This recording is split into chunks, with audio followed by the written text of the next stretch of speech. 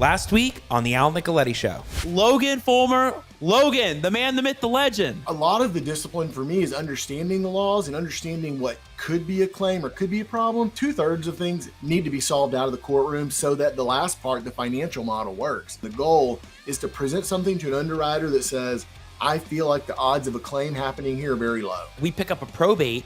One of the first things that has been hitting my mind over the last couple of years is like, where's the title work? So that's what you have to do. You have to get to the very basics. I can now pick up $20,000 extra in equity that no one else realizes because I knew to have a 4-minute conversation with the underwriter. Code compliance liens, those municipal liens can't be foreclosed on by the municipality. They just accrue. Go build a real relationship with your title escrow officer. You have to know who you're dealing with to figure out what your margins are later. The worst I've done so far had 65 heirs. We spent $200,000. We collected 65 deeds. We paid $50,000 of the taxes, so we were all in it for $250,000. We ran it back through title. We found a couple of judgment liens we had to deal with. After that, we sold it for $1,250,000. Whoa, great story. I thought that was fantastic. What happens when we get that property that's just sitting there, it's dilapidated, but we can't find the heirs? Usually we can talk to the neighbor and say, who lived here, Johnny and Jenny? Great. Once you start to collect these little pieces of information, you have to write it all down.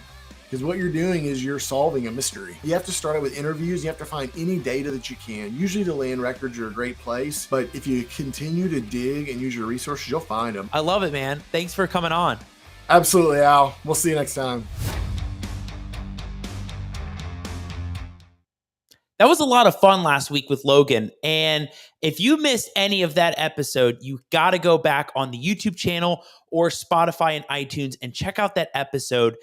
There was so much in 1 hour that Logan was able to talk about in the weird and strange title world and being able to solve some of these crazy things. Like he talked about 65 heirs coming across that deal. He's in Texas, but you come across any deal with 65 heirs, you really have to know how to solve something like that. Or whether it's like trustees that are missing or the trust is missing or breaks in the chain of title. Logan gave a masterclass in 1 hour on this stuff. So you missed any of it, definitely go and check it out. And you can find all the amazing content on iTunes, Spotify, Google Play, and the Al Nicoletti Show is on YouTube. And you can, of course, find all the other content, the micro that's constantly dropping on Facebook under Al Nicoletti and the Instagram under @Attorney Nicoletti. It's another night on the Al Nicoletti Show. I see everybody out there that's already watching. Christine, I love it. Christine, it was so awesome seeing you at the conference this past weekend. It's like such a blur. This whole like last 4 weeks, I was telling Mike, I was like, I feel it's crazy. Like I'm here again in the show, and it's like the last 4 weeks have been just, they blew by. It was a blast, and I got to see so many amazing people on the journey. Robert Rodriguez, I love it. We haven't seen you in a while, man. I love it. I love it. So everybody, you're going to love the guest tonight. I know you all know who it is because we've been pushing the promos and the stories out there, and he's a rock star when it comes to lead generation, and I absolutely love it. So make sure you get your pens, your pad, everything ready, and we are going to have a whole masterclass on lead generation with Liam Benson, and it is going to be fire. So I hope you all are ready. So let's rock this thing. Hey, everybody. My name is Al Nicoletti. I'm an attorney here in Florida, and welcome to the Al Nicoletti Show, where I bring on real estate super investors, rising rock stars, movers and shakers, and leaders of clubs in their community that educate, entertain, and inspire all things on Florida real estate and all the amazing other areas that we can cover in real estate. Whether it's Airbnbs, commercial land, or now lead generation, CRM, or talking about things with wild title and things that we have to be able to overcome when we get these deals, whatever it is, on how you can take your company to the next level. On my show today, I got the man, Liam Benson. When it comes to lead generation, this is the guy. When he's all about lead generation. How do you use Google PPC? How do you use the things that we use in our social media world to really leverage your real estate business and scale it? And Liam's going to break that down. He's going to talk all about the foundations to building a scalable business, who, not how, and all the fundamentals that are going to be really key in your success for real estate. So I'm super excited. I know you all are out there. I know Teresa's ready. She's ready to take notes. How you doing, Teresa? Without further ado, let's welcome him to the show, Liam Benson. Liam, love seeing you, man. What's going on, baby? How are you doing, Al? Oh man, I'm doing awesome. It's like paradise in Florida, so I can't complain. I've got the exact opposite going on. In fact, this is kind of a miracle that we have this thing going on tonight. So, because I live in a completely different climate to you, I'm in Minnesota. And Minnesota, it has like an actual blizzard going on, like a winter storm warning. We had to do a whole bunch of stuff. And so I didn't have access to get to my office. We got a bunch of snow last night, and it's going to be snowing all through the night until tomorrow at like noon. So it was a hectic time. It's not, I wouldn't call it paradise up here, but we got a nice snow day, got to hang out inside, and I made it anyways. Look at that. That's crazy. No, you were telling me about this. Like, you're in Minnesota, it's a blizzard over there. And you know what? The stream is flawless for you right now. You're looking Beautiful. great. You're ready to roll. We couldn't ask for anything better. Liam, I'm happy you're here. Tell everybody, how did you even get into real estate? What was that road like for you? Well, I'll give you like the 60-second elevator pitch. I might go on longer than 60 seconds. We'll see how good I can do here. So I got started in like the sales world as a banker, right? So a banker it's a sales role, right? You're trying to help people open up accounts, do loans, all that sort of stuff, but you're trying to push people to do it with you. And that's where I found out I was decent at sales, but I really did not like all the red tape in banking. There's a really slow progression path, and I didn't go to college.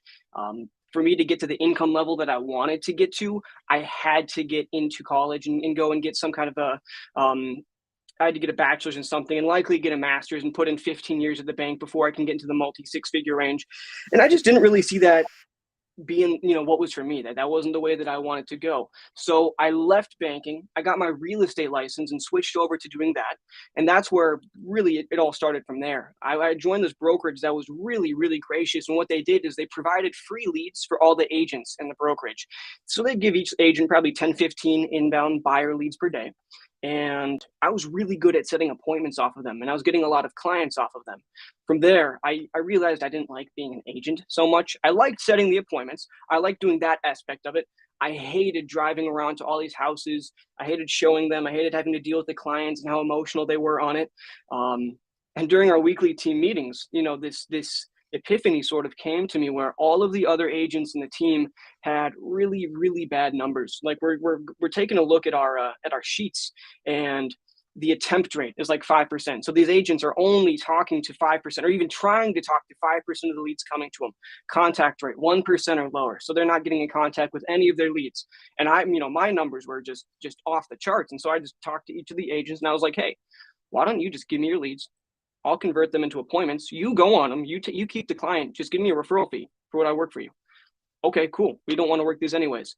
And that was really the big switch for me, where I started to find a lot of success in doing that for my team, and then eventually other teams in the real estate space. And then, long story short, I guess we can get into that a little bit later. But anyways, now I'm in a similar sort of model where we're helping people get deals, but it's a much better, more leveraged way than doing a whole bunch of cold calling, which is what I was doing in that model before. And so that's how I got into real estate. That was the timeline right there. Wow. And it seems like you really enjoy talking to the sellers, being able to really, talk to them, negotiate with them, warm them up. And then that's the conversion to them saying, hey, yes, I really want to do something here and sell the property, or get maybe the realtor over there to list the property. Seems like you've really found a niche there. Was that something that kind of carried over into more of today?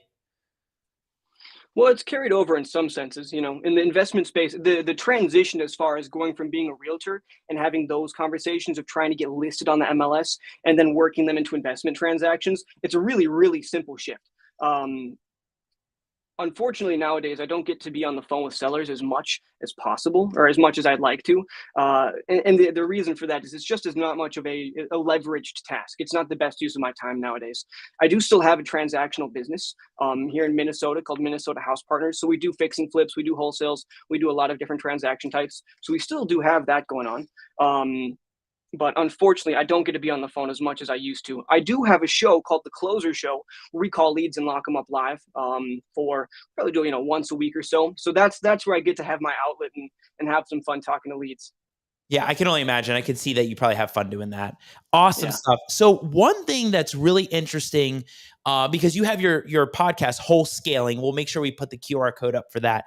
And Liam loves talking about what it takes to really scale your real estate business, right? You get all these leads and you can keep going through them, maybe converting them, but how do you level up and get to the next level with a lot of these things? So we're going to talk about setting the foundation to building a scalable business and what that's like, either building out systems, building out infrastructure.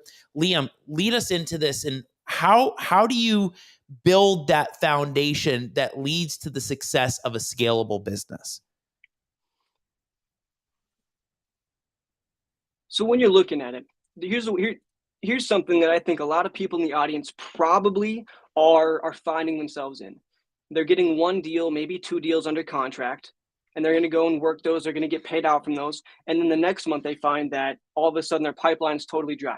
They've got nothing coming to them. And then it's going to be a 1 month, 2 month, 3 months from now. Then they're going to start having a pipeline again. They're going to give their 1-2 contracts. And then it's a lull. So it goes in this wave of up. You're going to be up here getting your deals done, and then down, then up, then down. And it's not a consistent deal flow coming through. That's where most people tend to get stuck in the business. And really what I've taken is I'm all about finding ways to create this really strong foundation that will create a high degree of consistency, to where instead of doing 1 or 2 deals every 3 months or so, you get to doing 1 to 2 deals every month, then 3 to 5 deals a month, then 5 to 10, then 10 to 15, and continually scaling upon that and building this really strong. I guess the way that I describe it is, the peak of your pyramid is determined by the size of your foundation. If you have a small foundation, your pyramid isn't going to go very tall. If you have a really huge foundation, then your pyramid is going to go really high in the sky. And that's where you want to be. The higher it goes, the more money you make. Yeah, and for a lot of people that are just starting out or getting a lot of these leads, but they don't have a VA team or they don't have assistants, but they want to start growing to that level, what are some of those foundational things that are going to be key, maybe infrastructure wise, or is it building out the CRMs? Is it starting to hire VAs? Is it I feel like it's going to get to the point of like more organization, because if somebody gave me 1,000 probate leads, first of all, I'm excited. But the second thing I'm concerned about is being able to handle all those leads, not even just myself, but if I have 1 assistant or 2 assistants, you got to start building that infrastructure and having forward thinking that you need to get that set up right away. So what are some of those foundational things that you're doing to do the scaling part? So this is where I'm going to be nerding out here. This is my favorite thing to talk about. Nerd out in any business, there's 3 things that you need to focus on. There's 3 main systems. Call these our macro systems, our big ones. You're going to have marketing, you're going to have sales, and you're going to have fulfillment. Those are the 3 things. Now, in real estate, the fulfillment is a little bit different. I would exchange fulfillment for exit. And this is for any real estate business. So if you're wholesaling, you're going to have your marketing, you're going to have your sales, and your exit is going to be the assignment of the contract. If it's an ovation, you're going to be getting it on the MLS. If it's a listing, you're going to be getting it on the MLS. So then it's the exact same. There's going to be marketing, sales, and exit. So those are your macro processes. And you have to create just a big ideological thought, like, what am I doing to run this process? What am I doing to run this one and this one? And then once you have those, this is where you can start to build your foundation. So when we're talking about building your business, you have to start at the start. You can't start at the finish line. And this is where actually a lot of people go wrong. What they do is they're going to start by learning a bunch of different exit strategies. They're going to learn how to do a wholesale. They're going to learn how to do a sub 2. They're going to learn some novation, some other creative tools. They're going to get a big referral network, all this stuff, thinking, hey, this is going to help me get more deals. Unfortunately, it's not the case. If your pipeline is dry, it's going to stay dry. All of a sudden, having these exit strategies isn't going to, open everything up. You got to start at the beginning. You have to start in marketing.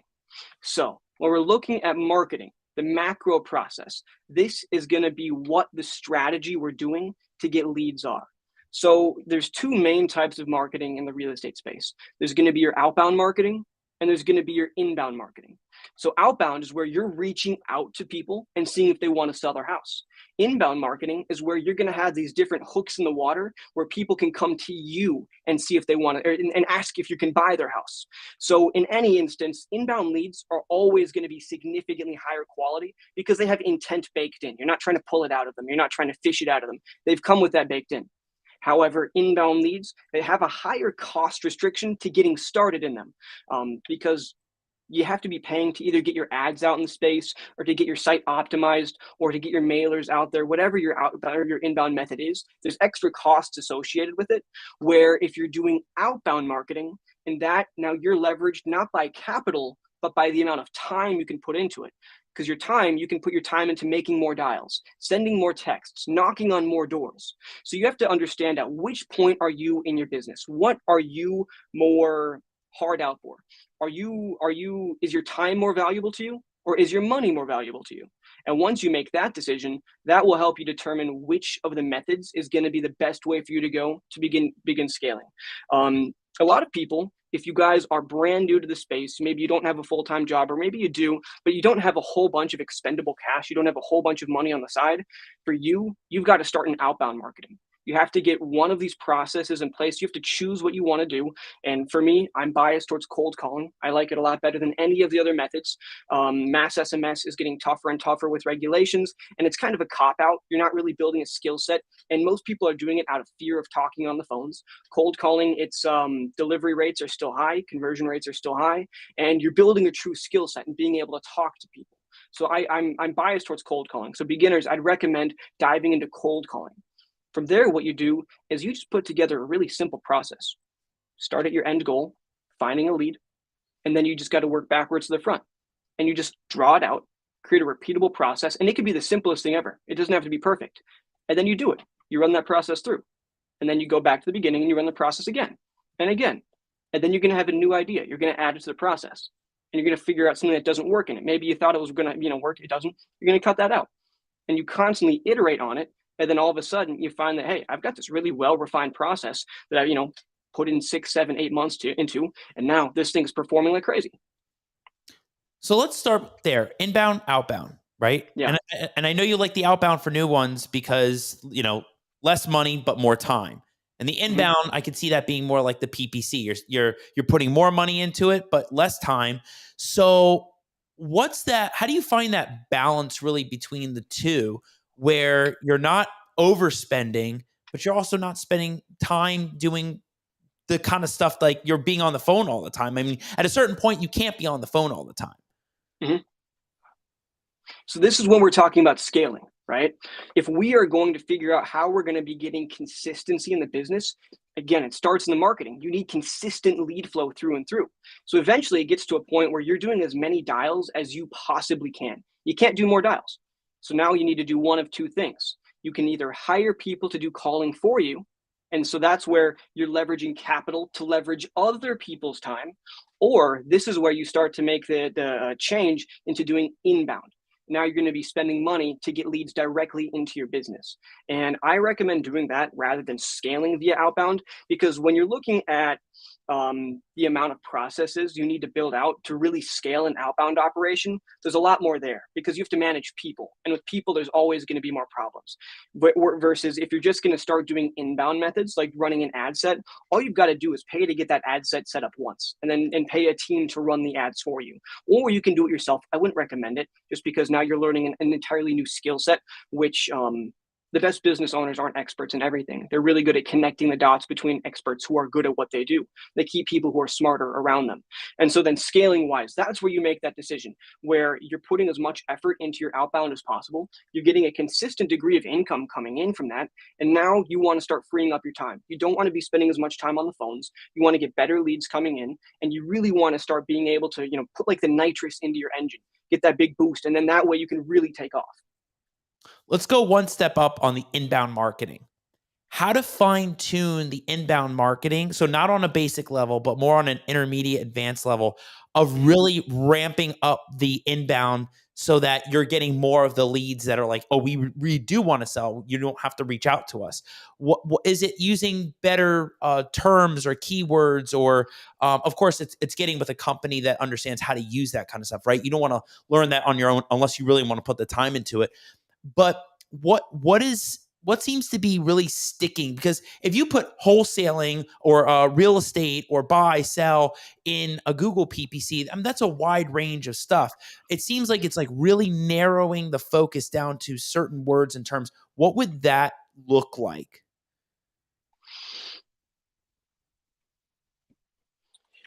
So that's a broad question there. And the way that I kind of tackle something like that is there's a lot. So in the realm of inbound, right? There's a lot of different ways that we're displaying our messaging to people. So for Google PPC specifically, there's going to be two main ad types that we're looking at. There's going to be discovery, and then there's going to be search. Discovery, that's where if you're watching a YouTube video and like one of the little boxes pops up below, like, hey, check this out. Discovery. So there's all these different spots where people can discover, and then those are going to be either text-based or image-based, and getting people to click on those. For the actual search, what you want to be doing is I would get less clicks that are higher intent rather than trying to get a whole bunch of clicks that are low intent. So I for all of our campaigns, we're going to be bidding on much more competitive things that like we're not going to be bidding on people searching for Zillow, or we're not going to be bidding on people searching for Open Door. We're not going to be bidding on that. We're going to be bidding on things that are like sell my house fast, sell my house for cash offer investors in the area, home buyers in this area, because that way there's usually going to be a higher intent behind those. So that's what I would look like, is definitely pinpointing it down to what you want your target avatar to look like. But realistically, in any business, no matter how good your ad set is, there's going to be fluff coming in. There's going to be people already listed in the MLS. There's going to be fake clicks coming through. There's going to be people just filling it out to fill it out. There's going to be tire kickers. Those people, unfortunately, you just cannot fully filter out. This is where your sales process comes in. So in your outbound, you're not like, let's say you go to batch and you pull this big list. You don't have a list of leads. This is a huge misconception in the industry that it upsets me. You don't have a list of leads. You have a list of prospects. Huge difference. A prospect is somebody you think wants to sell. A lead is somebody that has told you they want to sell. So once you find that there's this lead, that's when it comes to your sales process. You've never heard that before? No, I haven't actually heard that one before. Yeah, we're just writing that down for micro. What is the difference between a prospect and a lead? Prospect is somebody you think wants to sell, and a lead is somebody who's told you they want to sell. Because the entire goal for outbound, when you're doing your cold calling, is, hey, are you the owner of the home, right? Am I talking to so-and-so? Am I talking to Al? And then if Al says, yeah, this is him, and my data says that Al's the owner, now I'm going to say, hey, Al, are you interested in selling your home? No? Okay, cool, next, right? I'm not going to waste my time on you at this point. But if you say, yeah, I'm interested in selling, cool, we're moving into the sales process, I'm going to translate to a sales conversation. Cold calling, in a sense, is marketing. Mass SMS, that's marketing. That's not sales. With inbound, people are coming in. Once they're in, because they filled out your site, they're pretty much already, 95% of them are already leads. They want to sell their house. Now it's your sales process's job to weed out the people that are shit and continually follow up with the people that you want to be working with. Yeah. And that's how you're going to be achieving your ROI. And if you have a really solid sales process that you've documented, now the idea is that you really don't need a budget per se. What you need a consistent ROI, and you can only have an ROI if you're actually tracking your numbers. You're tracking your attempts, you're tracking your contacts, you're tracking your average cost per lead, your cost per contract, your cost per contract closed. Then you can figure out, okay, I'm spending this much, I'm making this much, and if that ROI is positive, dump as much as you can into your marketing. So what do you find a bottleneck? What have been some of the best ways that you're actually tracking your ROI? I mean, of course, you have all the CRMs out there that we can list down the line, but I'm talking on a more like higher level way, like that you can really sort out the difference between the prospects and the leads, and then really high conversion with these leads. What are some of the ways you're tracking this data? So let's start on the marketing front. On the you want to have a consolidated numbers within your marketing. So let's say we're doing outbound cold calling. First, what we're doing is, let's say I have this 1,000 record list. When I'm calling through it, I'm going to be tracking my number of contacts. I'm going to be tracking my number of leads, and I'm going to be tracking my dials and my talk time. Those are really the four main ones that I'm going to be looking at right there. So now let's say that out of this 1,000, 100 of them I contacted. And a contact is I talked to the owner. So it's a 10% contact rate. Now, of my contacts, 10% of them are leads. Okay, so out of these 100, 10 of them were leads that want to sell. The other 90 weren't leads, they go in the garbage. Okay, now I'm tracking how long I'm talking to these people on average.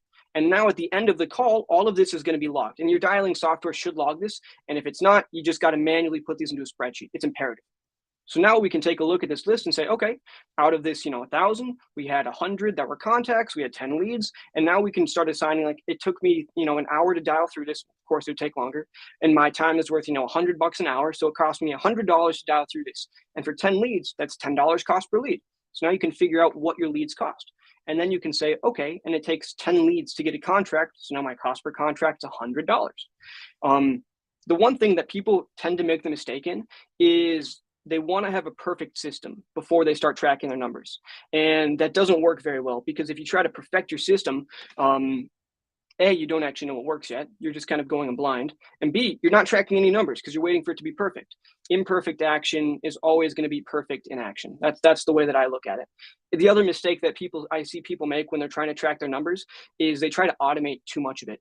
And if you automate too much of it, then sure, you might have good data tracking, but you're not actually looking at it. You're not actually being intentional about what you're looking at. You're not looking at it every day. It's going to where it's meant to go, but unless you have an actual process to sit down and really sift through that, ideally daily. I mean, KPIs tell the tale of the business. You should really have a daily KPI meeting with your team no matter what. That's going to determine if you're going to be successful long term or not. Wow, a daily KPI meeting. That's pretty cool. It can just be 15 minutes, have it compiled into a spreadsheet, and just take a look at it and say, all right, contact rates were this, our talk time was this, we had this many offers put out, this many were accepted, take a look at it, because that way you can start to identify the problems. But if you're not actually trying to diagnose them, if you're not actually taking, your body has like a KPI meeting every time you do anything, you stub your toe, there's your KPI meeting, right? You identify there's pain, you figure out how you're going to solve it. Now imagine, right, you have no pain receptors in your body. You don't know when you're injured. That's people who aren't tracking their KPIs. That's the people who aren't going to be doing daily KPI meetings. You got to be checking it, all the time. And if you're really intentional about it, you make it very important to you, that's going to determine your levels of success long term. Well, a lot of times, think about how many people are working in these businesses in the wholesaling businesses, and it's like, when do you find the time to actually do this meeting, right? And you're talking about 15 minutes, right? Time blocking that kind of meeting every single day to run with the team and the VAs on what's working and tracking the data. It's something I'm even doing in the firm now, like really trying to figure out like what's going on. Are we spending more time on this file? Are we spending more time on this file? And trying to like fine tune what's happening. So tracking each thing as we go is actually going to be is a great advice from Liam right there. Liam, talk about exits, because this is that third component. Everybody should start with just one. Select your one and stick to it. If you can't be consistent on that one, adding in a bunch of other ones is not going to make you more successful. If anything, adding in more, it's going to add all this extra nuance. It's going to make you less successful. You're probably going to go downhill pretty quick. So your exit is the last thing that you should focus on. So an example in my business, we have really solid lead flow. We have a really excellent sales process. And now what we're doing is we're able to identify that the leads in our pipeline, we're not converting on a lot of them because we don't have all the exits available. So somebody is in a certain situation that maybe a sub 2 would solve. And because we know how to do it, we can solve their problems. Versus in another situation where like they need to go on the market and we didn't have a referral network. Well, this person isn't going on the market. We're not making any money on it. So that's where it makes sense. Okay, let's start to learn these different exit strategies. Let's learn a sub 2. Let's learn a wholesale if you're an agent. Let's learn, let's build a referral network so we can get these agents out there. Then we can expand on our current sales process. And then we can, that's how you're going to start to increase conversions long term. But you got to start on the marketing. So you have a really solid lead flow. Then you have to build a really excellent sales process. So you're converting your leads into contracts. And that's where you're going to then widen out your exit process.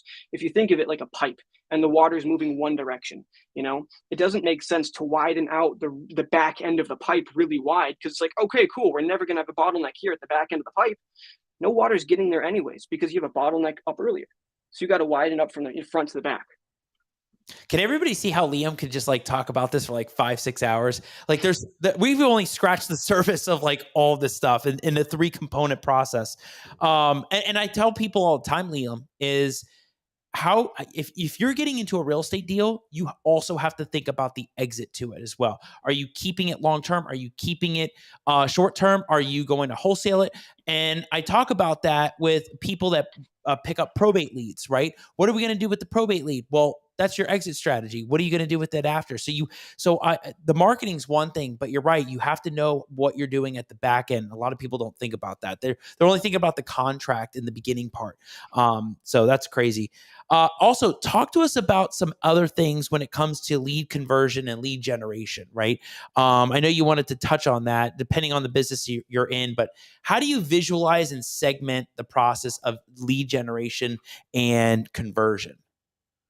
Oh, I think I might have dove into that a little bit early, but so breaking it down is the goal for your marketing process is to get leads. A lead is somebody who's told you that they want to sell. Now they're in your sales process. Your sales process is to get a contract signed. That's it. Once you get the contract signed, now it's in your exit process. Your exit process is to turn that contract into money. And once you get paid out, you roll it right back into your front end on your marketing. So you just need these 3 towers, right? These 3 machines that you're going to be feeding from one into the other. And once you have these 3 machines up and running, now you have a business. You're no longer doing just a hustle. And you can start to iterate and improve on each of these processes. And you can actually then, because these are the macro processes, how do you start to break down the micro processes inside of them? So for example, in marketing, how are we going to be getting our leads? Once we figured that out, we're doing cold calling per se, then where are we going to be pulling our lists? Where are we going to be skip tracing them? What credit card are we using? Then what dialing software are we putting them into? What's our process for cleaning that data? So how are we calling through? When do we determine when a list is expended? When are we going to put a new list in there? When are we purchasing it? Are we doing it on a weekly basis? Are we doing it when the list is expended and just, I know this recurring? You can start to put these smaller processes together over time. You can start to document them and create your SOPs, your standard operating procedures. Now you can hire people, because if you hire people without SOPs, and this is the point about VAs that I wanted to make, is where most people go wrong, is they hire VAs out of avoidance. They don't want to do the work themselves. They don't want to do the calling themselves. But not only do they not know how to do the work, so they can't actually manage the VAs, but they don't actually have any SOPs for the VAs to go by. So these VAs you're pretty much just hoping that they already know what to do and that they actually know what to do better than you do. But then it's like, okay, would you pay yourself, $5, $6, $7 an hour? Probably not. And you're expecting this person to be better than you? Okay, that's not going to be a good recipe for success. If you want somebody better than you got to pay them a lot. You're supposed to be the best person in your business. You can't have somebody else coming in and controlling that, and you're paying them this little. They have no loyalty. They have no skill set. Like, that's just not a good way to scale. So for people doing VAs, you got to have SOPs in place for the VAs to follow. And once you have those, now you can track the numbers that are tied to each SOP. And now you can actually figure out if they're being successful. You can start to diagnose the problems. Very cool. Anybody that's got VAs out there that are working with them can now figure out they need SOPs in their business, right? Standard operating procedures when they're dealing with it. Liam, let's talk about connectors instead of builders, or connectors and builders. A lot of times in our business, it's not just what we're doing, but it's who we're always connecting with and building relationships with, and how important it is to keep building relationships in our community. And it's about the who, not what or how, but the who in our development to scaling our business. Let's lead into that, because I know that's something you wanted to talk about.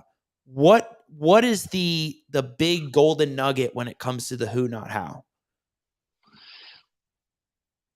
I am a very, very strong believer in first principles of business. These first principles are going to determine whatever level of success that you have.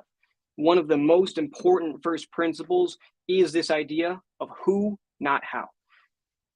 A lot of people have this, you know what? I'll tell this story about my dad, actually, because my dad is a perfect example of somebody who's much more how oriented than who oriented. So my dad has been sailing like all of his life. He loves sailboats. It's his passion. Actually, so him and we did a trip where we sailed all the way from Lake Superior down to the Bahamas. Crazy trip. Took 6 months to get there. definitely one of the best experiences of my life, being able to spend that with him. And on boats, things tend to go wrong, things tend to break. And so this was actually just last summer. We had our boat put in the water after winter. We're up here in Minnesota, so the lakes freeze, we can't keep them on. So it was start of the summer, we put our boat in, and we start the engine up to get it over to our slip, and it started overheating immediately. So there was something wrong with it. Whole alarm started going off saying, hey, oil's overheating, there's something wrong, turn it off. So we stopped. I think we'd made it to our slip actually, and we started to go and take a look. And we only had like 2 days there. We came up on a Friday. We had to leave by Saturday night, and it's like a 6-hour drive to get up there from our house, and I guess from my dad's house. And there was a lot to do. We have to do a bunch of cleaning. There's a never-ending amount of tasks once you put your boat in. So my dad, he opens up the engine, and neither of us know shit about engines. Like, we could probably figure it out if you give us enough time, but that's not our forte. That's not our skill set. He really, really wanted to try to figure this out. And even more so, he wanted me to try to figure this out. So we were down there messing with this thing for hours. We're covered in grease. It's really, really warm up there, and we're inside of this engine bay working on this thing, and it's a mess. And I don't think we're making any progress at all. Every probably 20, 30 minutes or so, I complain to my dad, like, okay, what the dock has a mechanic there who we can probably bring over here. And my dad's like, he's going to charge us $200. Like, I don't want to pay. Like, come on. Like, we know this is probably not that big of an issue. We'll figure it out. And then an hour doing it turned to 2 to 3 to 4. And it was like 8 hours of working on this thing. We'd spent the entire day there doing that. We didn't have that much time. So finally, by the end, I was like, Dad, I fuck $200. I will pay for this myself. I will go. I'm done with this. I'm over it. Let's go. I'm going to go get him. So I just went out and got him. And my dad, I guess, had kind of given up at that point too. Go and get this guy, bring him back to the boat. He climbs down, takes a look at it. And I swear to God, in 30 seconds, he figured out the issue. There was this pipe, or this little like tube that was meant to go up like this. It had like turned, it's like a curved pipe, and it was down like this. And so water was getting stuck inside of it. And so it was like empty air pockets with, no. It's meant to go down. It was up. And so water couldn't get through it properly. That was it. He just turned it down. Perfect. And he was like, cool. You don't have to pay me for it. Just give me a beer. All right. That was it. So that's the idea of who, not how. We could have got this guy and saved us 8 hours of our time and not had to go through this whole headache of getting this thing fixed. That's perfectly applicable to business. In business, you have to be focused on what's going to move the needle. So a lot of people, they just get this idea of, hey, I'm going to save money if I try and learn how to do this, but they don't actually value their time. And their time is their most valuable resource. So when I'm scaling my business, I'm not running the ads myself. I'm going to have experts do it for me. I'm not going to learn how to do this. I'm going to have experts do it for me. And that way we can begin to connect these different resources and connect these things to build the tools inside of our business. And us as business owners have to be focused on just connecting the dots, building the bridges between these, and managing them actively so that it runs very smoothly through and throughout. Yeah, I agree with you. If you're doing deals or you're doing anything in real estate, the first thing you have to think about is you do not have to do everything. It's starting to build the people that are around you that will help get you there, and you get there together. But building that team slowly by surely. I mean, you're going to figure out who they are, right? Title company, the realtor that's going to list the property. You name all the different pieces. You have to do that. And what Liam's talking about is putting that team together and making the connection that helps the scaling. Sounds right? Exactly. That's exactly it. Yeah. There's resources, and there's assets and resources already in the marketplace that's available for you to pick up. Don't go and try and reinvent the wheel and build everything yourself. Go and take what's available out there, because the people who are doing it well, they're going to have businesses set up for every part of the business that's where they're making their money. And so what you can do is go and leverage. They've got all the SOPs built in. They have expertise. They have better knowledge on it. It's all they do. Plug into their stuff and pay them a fee for it, rather than having to spend weeks or months building something that's going to be a tenth as effective as theirs. So let's talk about it in the sense of Liam Benson. who have been some of the instrumental pieces and connectors that have helped scale your business? Let me think of who's probably had the biggest impact. Whether it's lead gen or I mean, that's your whole team, but or CRM or title company, like what's that puzzle piece look like for you? I would say as of recently, it's our SEO guy, for sure. Our SEO guy. We made the mistake of trying to do it ourselves. We had some people on our team that were they knew about SEO, they knew how to do it, but they weren't specifically experts in it, or it wasn't exactly what their role was. But we just decided to patch it over and say, hey, you guys are marketers, you guys know how to do this. Why don't we just have you guys run this, right? And just kind of expand this into your plate. We didn't get the results we wanted. You're complaining about it. We're trying to figure out what's going wrong, why we're not getting the results we want. How can we fix this? How can we improve this? Finally, we go and we hire somebody who's just like an expert on SEO specifically inside of our space for the things we want to do.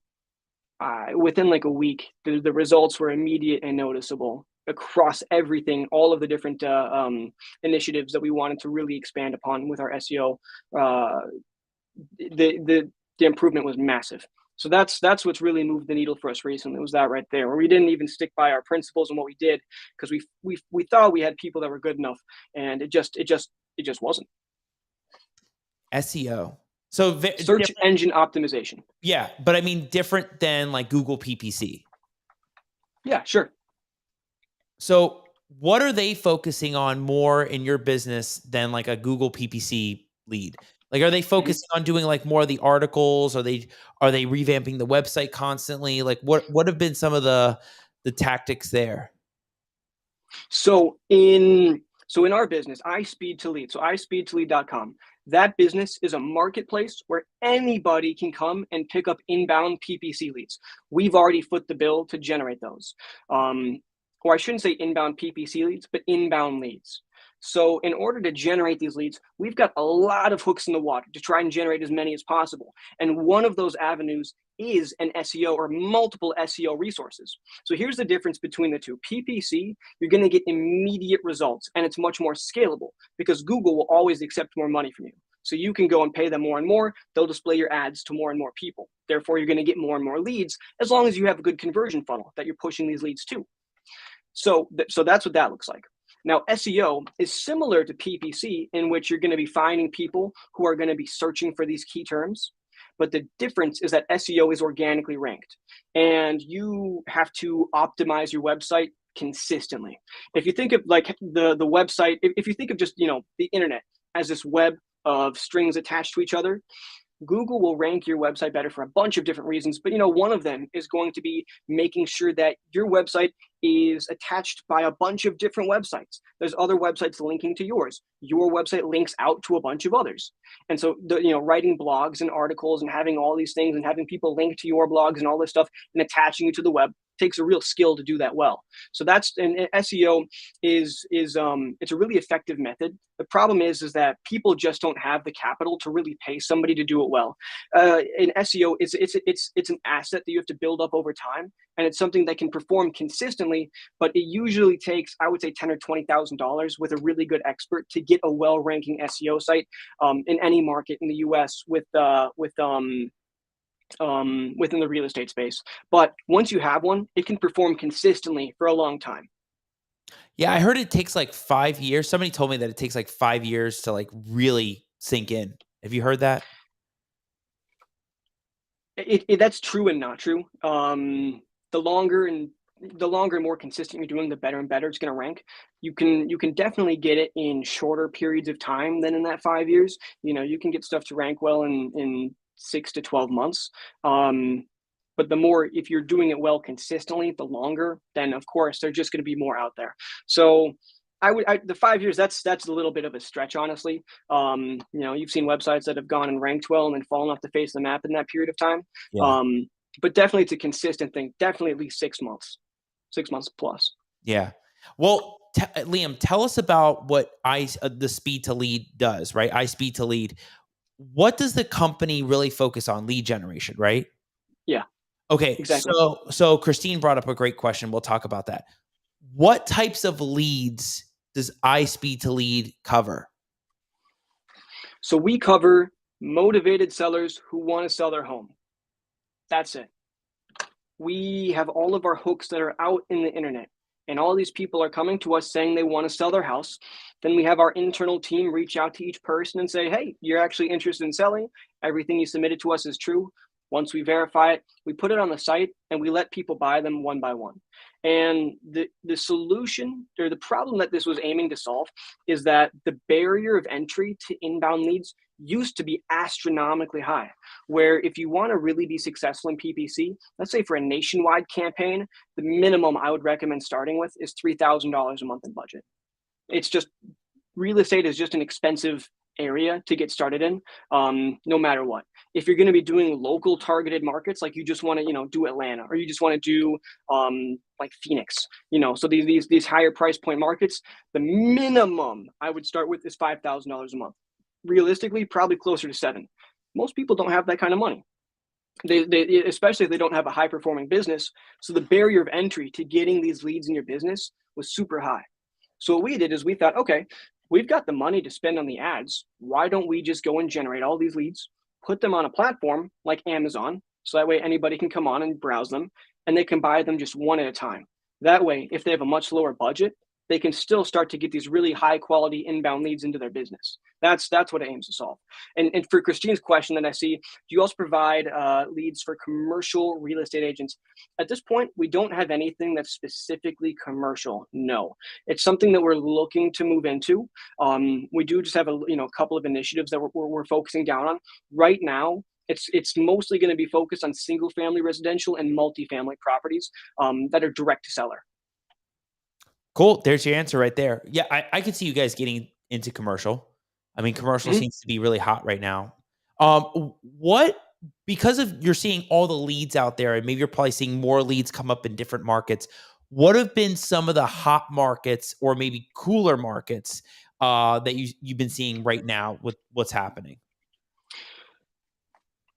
I mean, every market's cooling off from what it was, 8, 10, 12 months ago. If you're looking at the number of flips per market, they're just down across the board. So it's you got to be pinpointing and finding better and better deals. That means following up with your leads longer term.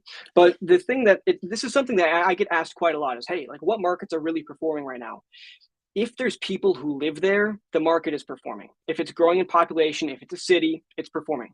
The markets you probably want to stay out of are the really rural markets, the ones where there's not a whole lot of people living there.